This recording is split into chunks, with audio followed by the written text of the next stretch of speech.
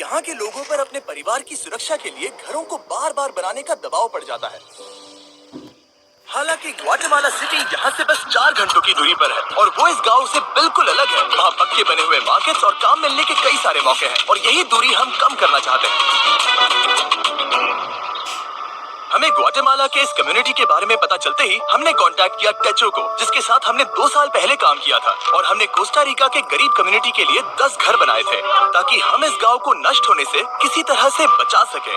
और 1 हफ्ते बाद डैरेन ग्वाटेमाला सिटी के पास पहुंच गए और वहाँ खूबसूरत लैंडस्केप्स और रिच कल्चर होने के बावजूद भी उन्हें जल्दी से एहसास हो गया कि चिसीगुआन के उस छोटे से गांव तक पहुंचना कितना मुश्किल है। उन्हें पास वाले गांव तक एक चार्टर प्लेन से जाना पड़ा और उसके बाद जंगल से होते हुए मीलों तक चलकर जाना पड़ा।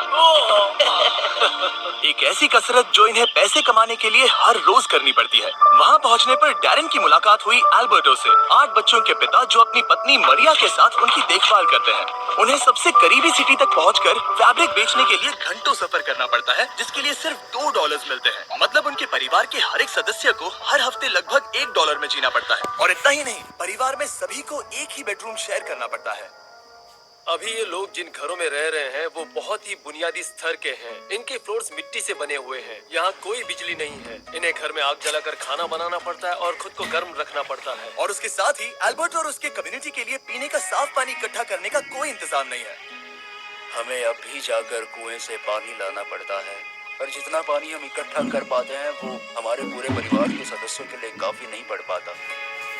अपने परिवार को पालने के लिए इन्हें इतनी मुश्किलों से जाना पड़ता है कि हमें यह देखकर बहुत बुरा लगता है। हम इस समुदाय की मदद करना चाहते हैं। इनकी जिंदगी में बड़ा बदलाव लाना चाहते हैं। इन्हें एक कंफर्टेबल और सुरक्षित जगह देना चाहते हैं जहां ये बच्चों को बड़ा कर सके। तो अगले कुछ दिन हम हमारे पार्टनर टेचो जो यहाँ काम करने वाले हैं उसके लिए हमारे पास एक बड़ी योजना है। तो बस 4 दिनों में हम यहाँ पर 15 नए घर बनाने वाले हैं जहाँ होंगे बेसिक इलेक्ट्रिसिटी के लिए कुछ सोलर पैनल्स, एक सैनिटेशन सिस्टम, कंक्रीट के फ्लोर्स, एक लकड़ी जलाने का चूल्हा और एक रेन हार्वेस्टिंग सिस्टम जो होगा स्टोरेज और फिल्ट्रेशन के साथ। टेचो में ऐसे लगभग 15 लाख वॉलंटियर्स हैं जो इस ऑर्गेनाइजेशन से पास होकर निकले हैं। इस तरह की एक्टिविटीज उन्हें उनकी पारंपरिक जड़ों से जोड़कर और उन छोटे कम्युनिटीज को सहारा देकर उनकी जिंदगी बदल सकती है। वो अपने और उन कम किस्मत वाले लोगों के बीच की दूरी कम करने में मदद करते हैं। अगले दिन सुबह सुबह जब उस काम को शुरू करने में 4 दिन बचे थे, तब टेचो के करीब 50 वॉलंटियर्स उस गांव में कंस्ट्रक्शन शुरू करने के लिए चले गए और उस गांव में सड़कें कम होने की वजह से डैरेन और उन वॉलंटियर्स को सभी बिल्डिंग इक्विपमेंट्स पहाड़ी की चोटी पर उठाकर ले जाने पड़े जहां वो नए घर बनाए जा रहे थे। इसलिए अगले 48 घंटे बहुत ही मुश्किल होने वाले थे।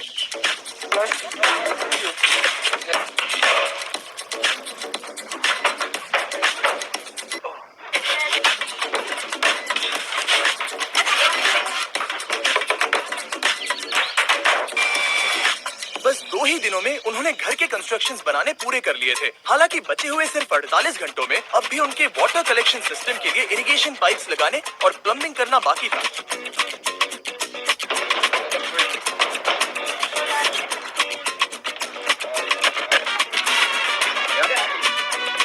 वो यहाँ पर बहुत सारा पानी इकट्ठा कर पाएंगे ताकि बारिश के ना होने पर भी इनके लिए पर्याप्त पानी मुहैया हो सके। ये उनके लिए एक बहुत बड़ी सुविधा है।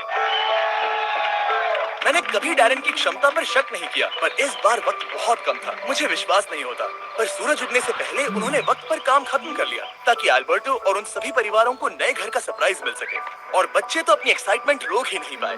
चलो रिबन काटते हैं।